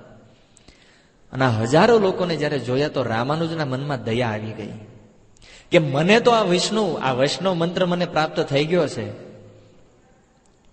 પણ આ જે હજારો લોકો રખડે છે, આ હજારો જીવો અહીંયા ભટકી રહ્યા છે, આ લોકોનો ઉદ્ધાર ક્યારે થશે? ક્યારે આ લોકો જન્મ મૃત્યુના ચક્રમાંથી મુક્ત થશે? આ લોકો ઉપર નિશ્ચિત કૃપા કરવી જોઈએ. અને રામાનુજાચાર્યએ કૃપા આપવાનો એક એવી ટ્રીક અપનાવી, એક એવી સિસ્ટમ અપનાવી. રામાનુજાચાર્યે વિચાર કર્યો કે આ બધાને ભગવાનના ધામમાં લઈ જવા છે. મનમાં નક્કી કરી નાખ્યું, તિરુકુટીયમ અને શ્રીરંગમમાં જેટલા ભક્તો છે એ બધાને ભગવાનના ધામમાં મોકલી દેવા છે. તો એ તિરુકુટીયની અંદર એક બહુ મોટું વિષ્ણુ મંદિર હતું. હવે એ વિષ્ણુ મંદિરના ઘુમ્મટ ઉપર ચડી ગયા રામાનુજાચાર્ય. જાણો છો ને મંદિરનો ઘુમ્મટ.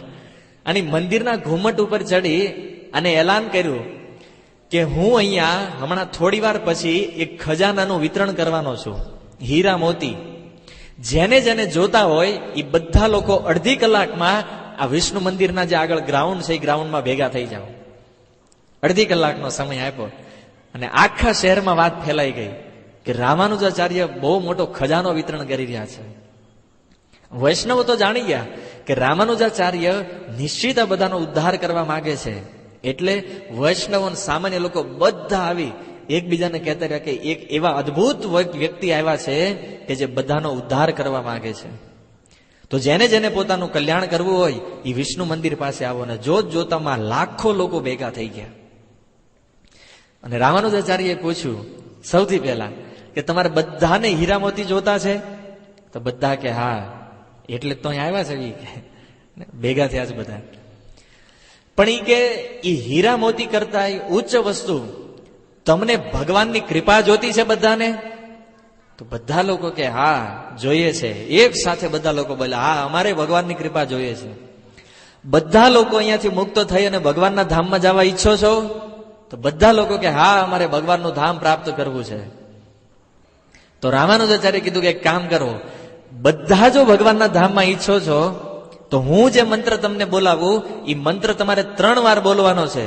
બધાએ ધ્યાનથી સાંભળજો, કારણ કે આ એવો મંત્ર છે કે જે મંત્ર લેવાથી વ્યક્તિ સીધા, જ્યારે તમે આ શરીર છોડશો તમે સીધા ભગવાનના ધામ વૈકુંઠને પ્રાપ્ત કરી લેશો. તો બધા લોકો આશ્ચર્યમાં, આનંદમાં આવી ગયા કે કાંઈ વજન કર્યા વગર બસ આ મંત્રને જપવાથી ખાલી ભગવાનના ધામને પ્રાપ્ત કરી લેશું. અને રામાનુજ એ મંદિરના ઘુમ્મટ ઉપર ચડી અને બધાને કીધું કે હું જે બોલું એ મારી પાછળ તમે બધા બોલજો. એકદમ ઉચ્ચ સ્વરે, હૃદયથી, શ્રદ્ધાથી અને ભાવથી તમે આ મંત્રનું ઉચ્ચારણ કરજો. અને રામાનુજાચાર્ય એ મંત્ર બોલાવ્યો. બોલો, ઓમ નમો નારાયણાય, ઓમ નમો નારાયણાય, ઓમ નમો નારાયણાય, ઓમ નમો નારાયણાય, ઓમ નમો નારાયણાય. અને 3 વખત જયારે આ મંત્ર બધા લોકોને ઉચ્ચારણ કરાવ્યું, બધા લોકોના હૃદયમાં પ્રેમ પ્રગટ થઈ ગયો ભગવાન પ્રતિ.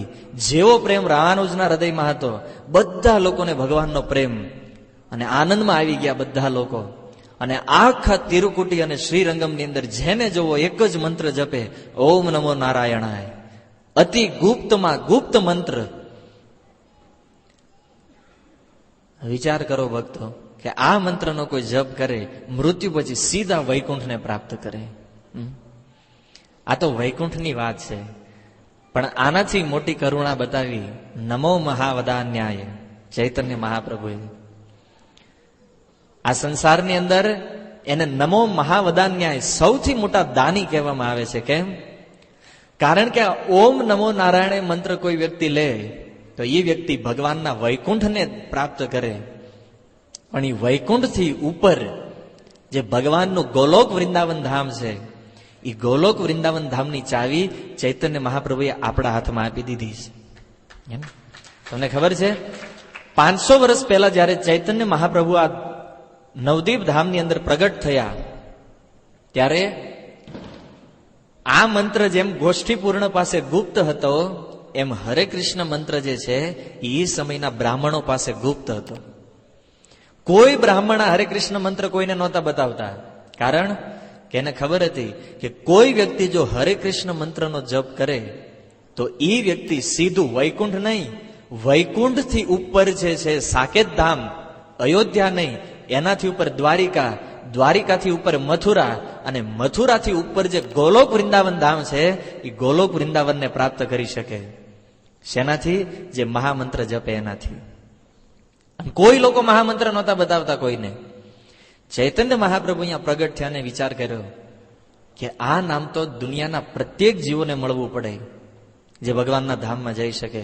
અને એટલે ચૈતન્ય મહાપ્રભુએ બ્રાહ્મણો પાસેથી મંત્ર ગ્રહણ કર્યો અને એ મંત્ર બધાની સામે જાહેરમાં ફેલાવી દીધો.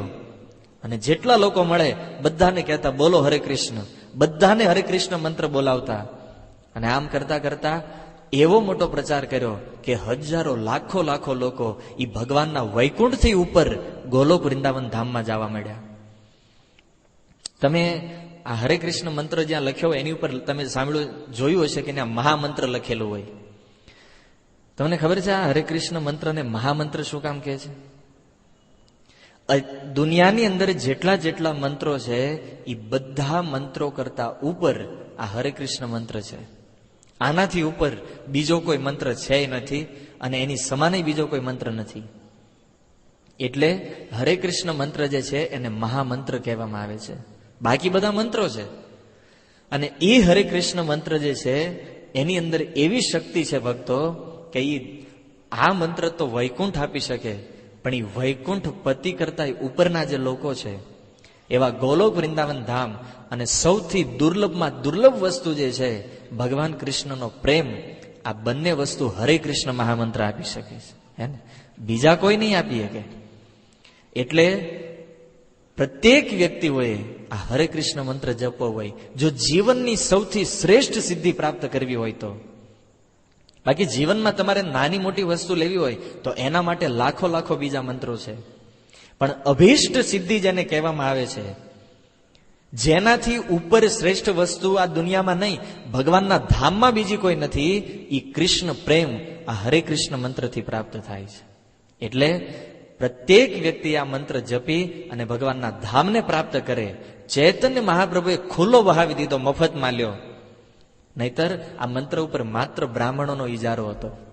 બ્રાહ્મણો આ મંત્ર કોઈને નહોતા આપતા. પણ મહાપ્રભુની કૃપાથી, કારણ કે તમે જાણો છો ભક્તો, વૈષ્ણવોમાં જે દયા છે, વૈષ્ણવોમાં જે કરુણા છે, એવી કરુણા, એવી દયા આ સંસારમાં બીજા કોઈમાં નથી હોતી. એટલે જો રામાનુજાચાર્યના ગુરુએ ના પાડી હતી એને કે આ મંત્ર તમે બીજા કોઈને ન આપતા, છતાં એ મંત્ર આટલા બધા લોકોને આપી દીધો. આ મંત્રની એક વિશેષતા એ હતી કે જે વ્યક્તિ યોગ્યતા ન હોય એવા વ્યક્તિને જો આ વૈષ્ણવ મંત્ર આપે તો એ વ્યક્તિને નરકમાં જવું પડે. આ ગોષ્ઠી પૂર્ણે કીધું હતું. પણ હવે આટલી મોટી ઘટના બની ગઈ તો સ્વાભાવિક છે ગોષ્ઠી પૂર્ણને ખબર તો પડી જવાની છે.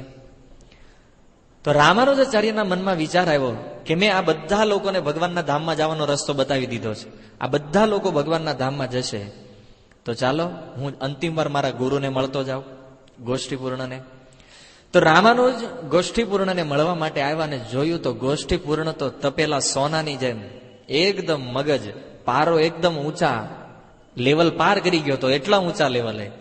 કારણ કે આટલો મોટો ગુપ્ત મંત્ર, સાક્ષાત ભગવાનનો મંત્ર. કારણ કે આ એક એવો મંત્ર છે કે ભગવાનથી અભિન્ન છે. આ મંત્ર કે ભગવાન બે એક જ છે. હવે એવો મંત્ર કોઈ સામાન્ય વ્યક્તિને આપી દેવો તો ગોષ્ઠી પૂર્ણ તો ફૂલ ક્રોધમાં, એવા ગુસ્સામાં અને રામાનુજને કીધું, રામાનુજ, ભગવાનની આજ્ઞા હતી છતાં હું તને આ મંત્ર નહોતો આપતો, એટલા માટે કારણ કે મને ખબર હતી કે તું કાંઈક ઊંધું છતું કરવાનો છો, અને તે કર્યું. મેં તને ના પાડી હતી કે આ મંત્ર લેવા માટે વ્યક્તિનું મન શુદ્ધ હોવું જરૂરી છે, અને ત્યાં સંસારના સામાન્ય લોકોને આ મંત્ર આપી દીધો. અને બીજું કે હું તારો ગુરુ છું અને તે ગુરુની અવજ્ઞા કરી છે, એટલા માટે તારે નરકમાં જવું પડશે. રામાનુજ કાંઈ એકદમ શાંતિથી ઉભા હતા, હાથ જોડીને સામે.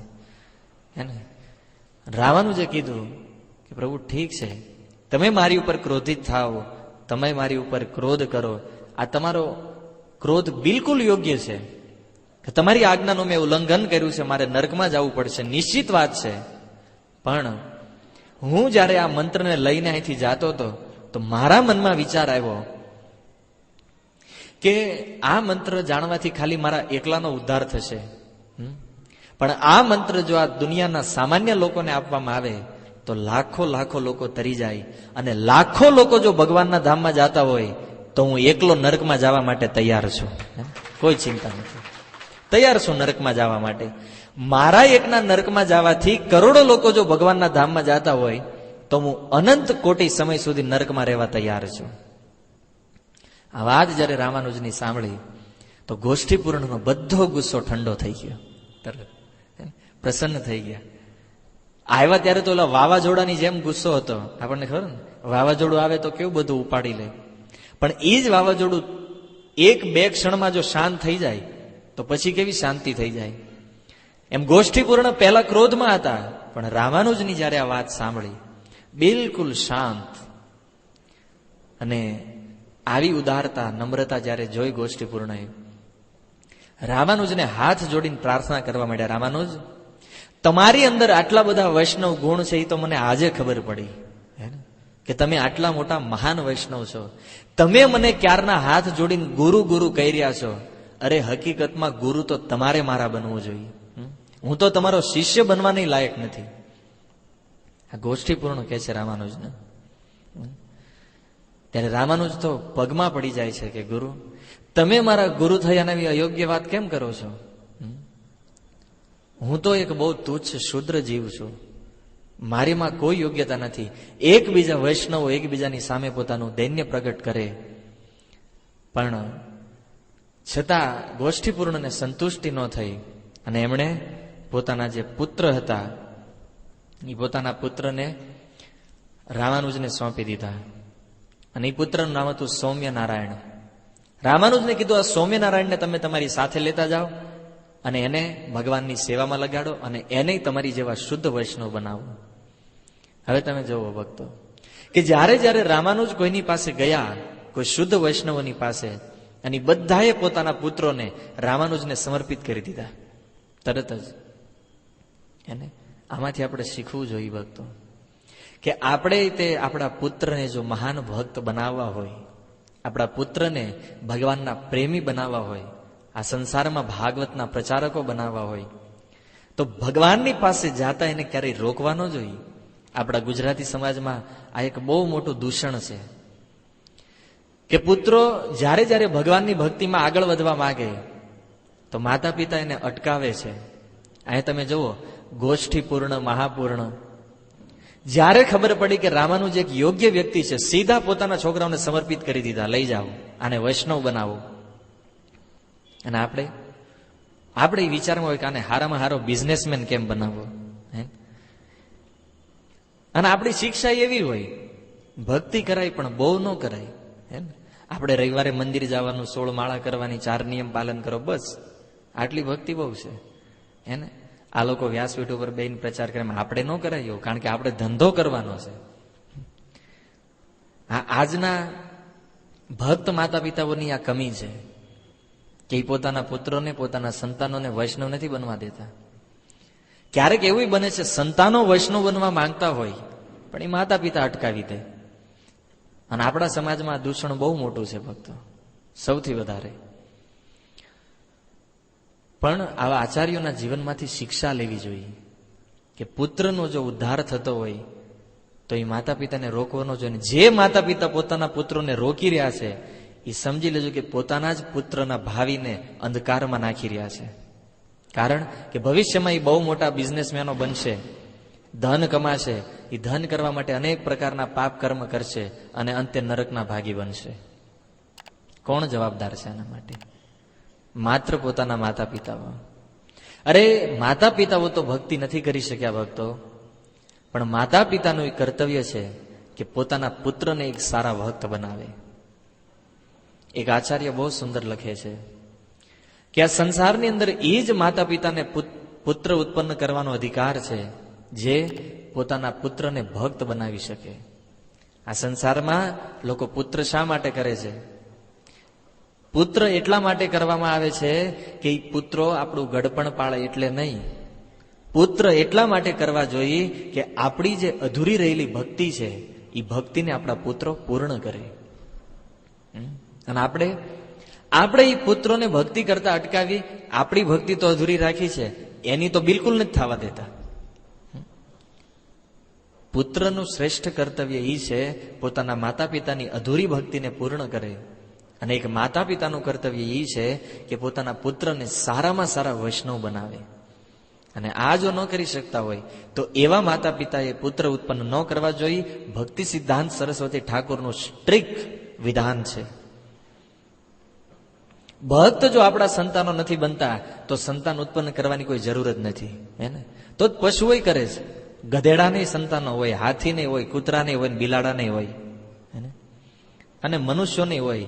પણ મનુષ્યના સંતાનો જો ભક્ત ન હોય તો એ કૂતરા બિલાડાના સંતાનો અને આપણા સંતાનોમાં કોઈ ફેર નથી. કારણ કે જે કાર્ય એ કૂતરા બિલાડા ગધેડાના સંતાનો કરવાના છે એ જ કાર્ય આપણા સંતાનો કરે છે. આહાર નિંદ્રા ભય મૈથુનમ છે. ખાવું, પીવું, સૂવું અને મૈથુન કરવું, આ ચાર ક્રિયા જે પશુ કરે છે એ જ મનુષ્ય કરશે. આવા જ જો છોકરા કરવાના હોય તો એ છોકરા ન કરવા જોઈએ. એટલે શાસ્ત્રમાં કીધું છે કે સંતાન પ્રાપ્ત કરો તો એવા સંતાનની પ્રાપ્તિ કરો કે જે ભક્તિવાન સંતાનો થાય અને માતા પિતાની અધૂરી રહેલી ભક્તિને પૂર્ણ કરી અને પોતાનું નહીં, પોતાની જે આખી પરંપરા છે, પોતાનું જે કુળ છે એ આખા કુળનું તારણ કરી દે, એને કહેવાય વાસ્તવમાં પુત્ર. અને જુઓ, આ બધા વૈષ્ણવો પોતાના પુત્રોને રામાનુજ સાથે મોકલી રહ્યા છે. એ ગાંડા નહોતા કે આપણો છોકરો વયો જાહે, ધંધો કોણ કરશે વાહે. એ એટલા માટે મોકલી રહ્યા છે કે એક પુત્ર જો પરંપરામાં શુદ્ધ ભક્ત થઈ ગયો, 71 પેઢીઓ તરી જાય છે આપણી એક શુદ્ધ ભક્તના કારણે. એટલે આ લોકો ભક્તિ કરવા માટે રામાનુજની સાથે મોકલી રહ્યા છે. અને આપણે આપણા પુત્રોને મોકલવા જોઈએ કે આપણો એક પુત્ર જો ભક્ત થશે તો આપણે તો વગર ભક્તિએ તરી જઈશું, હે ને? આપણી ભક્તિ અધૂરી રહી ગઈ હશે, પણ પુત્રની ભક્તિના પ્રભાવના કારણે આપણે નહીં, આપણી 71 પેઢીઓ તરી જાય છે. એટલે પ્રત્યેક માતા પિતાઓએ અને કમસે કમ જે વૈષ્ણવ માતા પિતાઓ છે એને તો ખાસ ધ્યાન રાખવું જોઈએ કે પુત્રની પ્રગતિ જો ભક્તિમાં થતી હોય તો એને ક્યારેય ન અટકાવવા જોઈએ. આવી રીતે ગોષ્ઠીપૂર્ણએ પોતાના પુત્ર સૌમ્યનારાયણને રામાનુજાચાર્યને સમર્પિત કરી દીધા અને રામાનુજાચાર્ય આ સૌમ્યનારાયણને લઈ અને શ્રીરંગમમાં પાછા ફર્યા. શ્રીરંગમમાં પાછા આવી રામાનુજાચાર્યએ આગળ પોતાનો પ્રચાર કેવી રીતે કર્યો એ આપણે આવતા બુધવારે જોઈશું. હરે કૃષ્ણ. ખૂબ ધન્યવાદ. શીલ પ્રભુપાદ કી નિતાય ગૌર પ્રેમાનંદે.